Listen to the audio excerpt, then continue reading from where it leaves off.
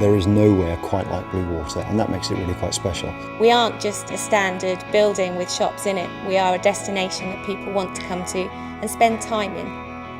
And it's a bit like a stage, really. You come to work and you go out each day and perform to the guests that come to Blue Water. So just a whole feeling of positivity and enjoyment when you come through those doors. I think there's probably never been a more exciting time to be part of the Blue Water team than now. We're trying to change the face and the look and feel to give guests what they ultimately desire. It's not just a colour palette, it's a whole ethos on how we're going to put the guest in the middle of everything that we do.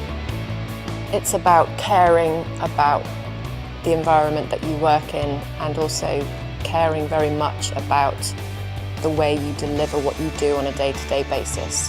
When they come to Blue Water, it's about surprising them and delighting them with all the fantastic things we have on offer. We want people to go away remembering their experience and to come back. The team within Blue Water is very, very passionate. So being able to work with this idea of curation where we all have a role to play, I think everyone's very excited and really behind that. There is a feeling that you need to do and should want to do so much more. And the way you do it is what's really important. You come to work and just do your job, but it's always better to do it a little bit more. And I think people at Blue Water actually go that little bit more. The people that you work with are fantastic.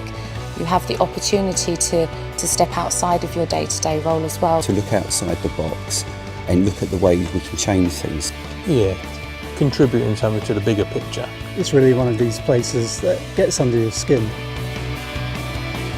I've just had a fortnight's holiday and I sort of have withdrawal symptoms. Every day is different and I come to work with a smile on my face and I go home with a smile on my face. I look over and see this amazing building and yeah, you can't help but be proud of where you work when you work here.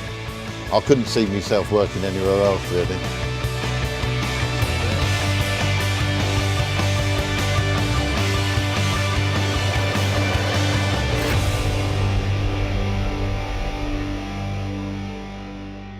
Alternative investments, a point of view brought to you by HSBC Private Bank. The growth of emerging markets tends to be quite volatile. Things don't happen in a straight line. We define our investment strategy by leveraging on HSBC Private Bank's local presence and knowledge across the globe.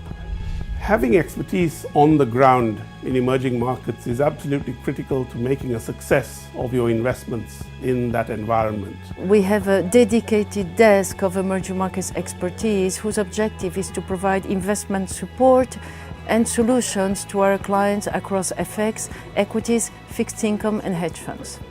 And we can anticipate the different changes in policy and environment quite rapidly in order to help our investors make the most of their investments in the emerging world, which really is, I think, going to power the emerging markets for the next decade. Alternative investments, a point of view brought to you by HSBC Private Bank. Since the beginning of mankind, gold has been used in jewelry, as a store of wealth, and as a common currency. In these difficult economic times, gold is seeing a resurgence, returning it, in fact, to its historic position in the world economy.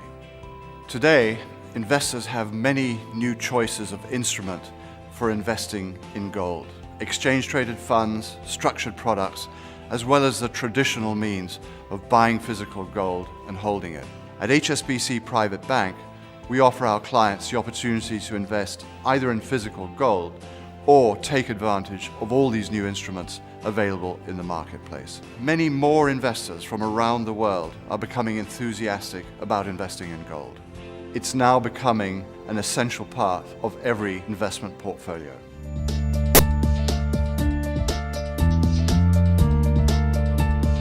There's been a change in the importance of energy environment and how it's dealt with within companies. It's not something that we can sort of say, oh well, that's an issue that we don't have to worry about anymore, because that's just not the case. The days of an environment manager and a staff of a couple of people walking around with a clipboard looking in dustbins and looking at meters has long gone. It is the chief executive that needs to take this on, and companies really need to make sure that they've appointed a board level sponsor. Climate change is the defining issue of our time. It's what everyone's into, and that's quite right. And this just ain't going to go away. And there will be more and more jobs that are set up and centred around trying to tackle it. Over time, then you can't touch any function or any process without looking at that in a different way, in terms of saying, how can I actually have less of an imprint on the environment?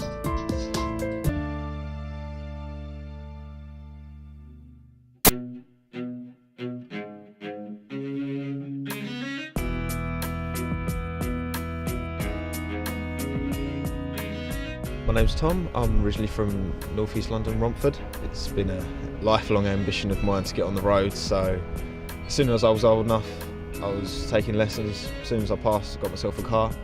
Didn't really make much financial sense, but you know, these things rarely do. I'm Karen McMahon. I live in Buckingham with my husband and 2 children, Chris who's 18 and Lauren 15. We were a taxi service for obviously 18 years, so we were keen when Chris started learning to drive. Sue Tilbrook from Sheffield. I live here with my husband Ian, my kids Liam and Rosie. I don't think Liam could have been described as the most natural driver, a bit uncoordinated I think. Well, initially I did the usual internet searches. Prices were sky high. Originally I looked on price comparison sites, as you do. That's where I came across Insure the Box. Found out about the company, you know, the new technology involved, and it seemed just up my street. Well, Insure the Box really was a way of completely changing the face of motor insurance with the advent of these telematics boxes. And telematics boxes are small bits of kit really that go in front of the dashboard of the car, and they tell you how, where and when a particular customer is driving. It's only the size of one of these new smartphones. I've no idea where the box actually is in the car because you can't see it. There's absolutely nothing intrusive about it. You start with a 6,000 mile policy. As well as that, each month you can earn up to 100 bonus miles. You can end up with 7,200 if you drive, you know, really well throughout the year. It's very reassuring to know that there's something within the car that is just monitoring his driving, his braking, acceleration and speed, and have a look on the website and see how well he's driving and how safe he's driving. But it isn't only for the kids, it's about finding an insurance policy that covers us for our family needs, if you like. A few months into the insurance period, somebody did hit me at a roundabout. When I got to work, I checked my phone and I missed a call from a number I didn't recognise at the time. It was actually Insure the Box saying, "We believe you may have been in an incident," which I just thought was fantastic. They contacted me straight away. It's completely changed the game basically. It's all about educating the customers to drive more responsibly. If they drive more responsibly, that's good for them, it's good for society, and it's good for us as well because they don't make claims. So it's a sort of win-win-win situation. Initially, I think he felt like Big Brother's watching you, but I know in time it made him aware of, you know, keeping his speed within the limits and not driving too fast. You are judged on how you drive rather than on how everyone else would perceive you to drive. So it gives me a chance to prove myself that I am not just a boy racer. I'm confident on the road, I'm comfortable on the road, and I'm safe on the road, which no other form of insurance really does give me. For us as a parent, it just gives us peace of mind that your child is safe and driving safely.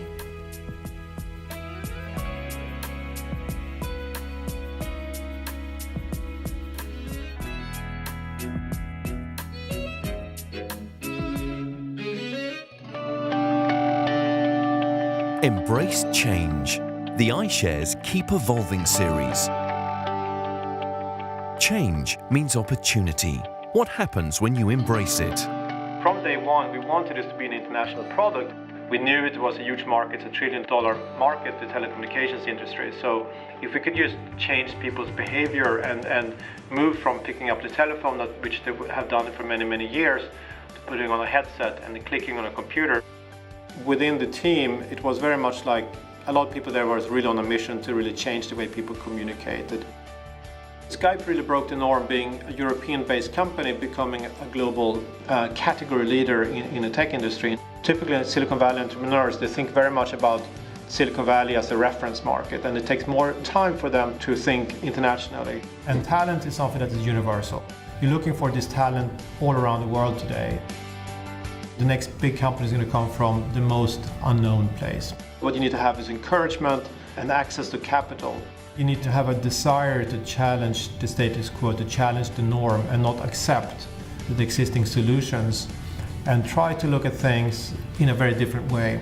The other very important thing is not to be afraid of failure, but just be willing to experiment and take that risk. You need to embrace a change. If you are resisting change and believe that the way we've done it is always the best, it's always been the best. You're going to see yourself sooner or later disrupted by competitors who are embracing change or newcomers. A business needs to kind of really rethink the way they interact with customers.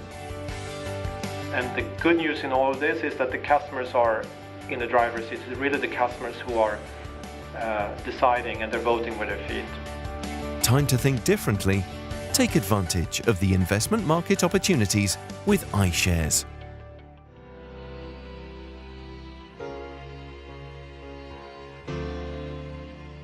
We interviewed over 1,100 CEOs in person and talked to them about the enterprise of the future.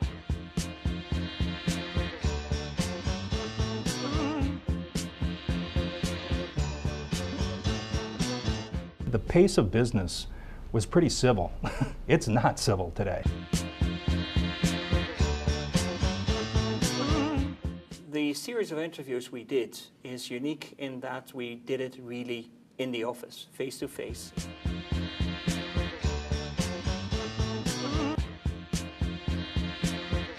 And it's from those insights that we derive the 5 traits of the enterprise of the future. Customers as a group nowadays are much more demanding. The challenges that they represent are probably the greatest opportunity for innovation. The emphasis is actually on not being complacent. In a market that's, with a heck of a lot of ambiguity out there. When you look at the business through a corporate responsibility lens, a lot of opportunities present themselves. Markets are global, skills are global. You've got to play there. If one doesn't have a culture that enjoys change, it can probably be deadly.